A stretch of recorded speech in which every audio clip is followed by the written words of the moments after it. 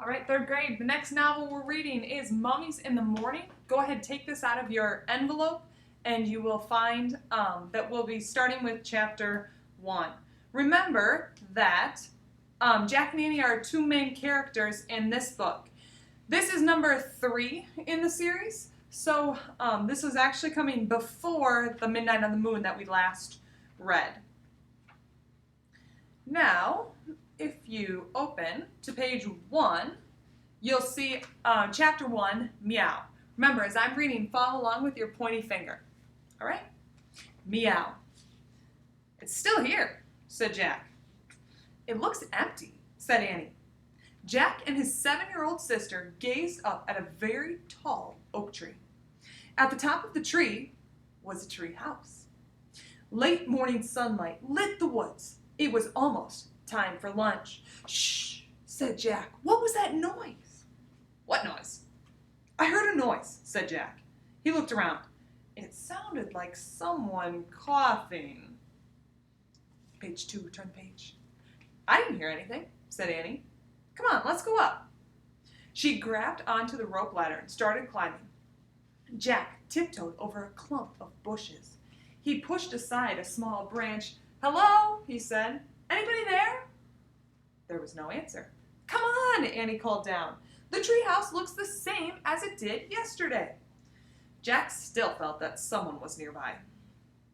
Could it be the person who'd put all the books in a treehouse? Jack! Jack gazed over the top of the bushes. Was the mysterious person watching him now the person whose name began with M? So notice this one comes before the one we just read, so they don't know that the M person is Morgan Le Fay yet. Maybe M wanted the gold medallion back, the one Jack had found on their dinosaur adventure. Maybe M wanted the leather bookmark back, the one from the castle book. I'm at the top of page 3. There was an M on the medallion and an M on the bookmark. But what did M stand for? Tomorrow, I'll bring everything back, Jack said loudly. A breeze swept through the woods. The leaves rattled. Come on, called Annie. Jack went back to the big oak tree. He grabbed onto the rope ladder and climbed up. At the top, he crawled through a hole in the wooden floor. He tossed down his backpack and pushed his glasses into place. Which book is it going to be today? Said Annie. She was looking at the books scattered around the treehouse. Annie picked up the book about castles. Hey, this isn't wet anymore, she said. Let me see. Jack took the book from her. He was amazed. It looked fine. Yesterday it had gotten soaked in a castle moat. The castle book had taken Jack and Annie back to the time of knights. Jack silently thanked the mysterious knight who had rescued them. Watch out, warned Annie. She waved a dinosaur book in Jack's face. Put that away, said Jack. The day before yesterday, the dinosaur book had taken them to the time of dinosaurs. Jack silently thanked the pterodon who saved them from a Tyrannosaurus Rex. Annie put the dinosaur book back with the other books. Then she gasped. Top of page 5. Wow, she whispered. Look at this. She held up a book about ancient Egypt. Jack caught his breath. He took the book from her. A green silk bookmark stuck out of it. Jack turned to the page with the bookmark. There was a picture of a pyramid. Going towards the pyramid was a long parade. 4 huge cows with horns were pulling a sled. On the sled was a long gold box. Many Egyptians were walking behind the sled. At the end of the parade was a sleek black cat. Let's go there, whispered Annie. Now! Wait, said Jack. He wanted to study the book a bit more. Pyramids, Jack, said Annie. You love pyramids! It was true. Pyramids were high on his list of favorite things. After knights. But before dinosaurs. Way before dinosaurs.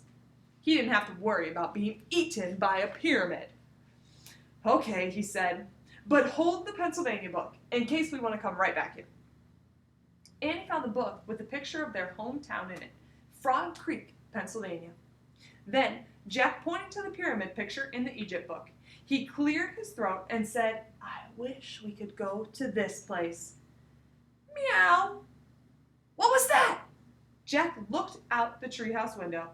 A black cat was perched on a branch right outside the window. The cat was staring at Jack and Annie. Turn the page to page 8. It was the strangest cat Jack had ever seen. He was very sleek and dark, with bright yellow eyes and a wide gold collar. "It's the cat in the Egypt book," whispered Annie. Just then, the wind started to blow. The leaves began to shake. "Here we go!" cried Annie. The wind whistled louder. The leaves shook harder. Jack closed his eyes as the treehouse started to spin. It spun faster and faster and faster. Suddenly, everything was still. Absolutely still. Not a sound, not a whisper. Jack opened his eyes. Hot, bright sunlight nearly blinded him. Meow. We'll have to stop there for today. We'll pick it up at chapter 2 tomorrow.